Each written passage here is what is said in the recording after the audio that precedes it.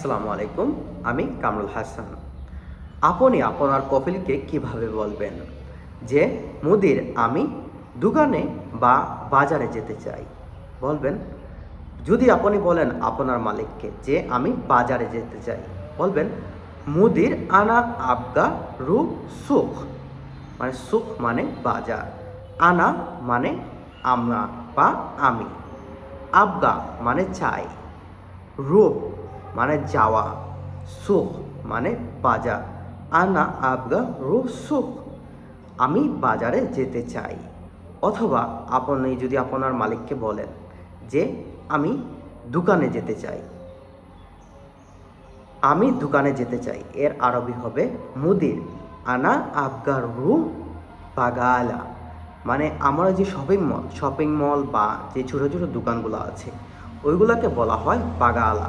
সেই জায়গায় আরবি হবে মুদির আনা আবগা রু বাগালা।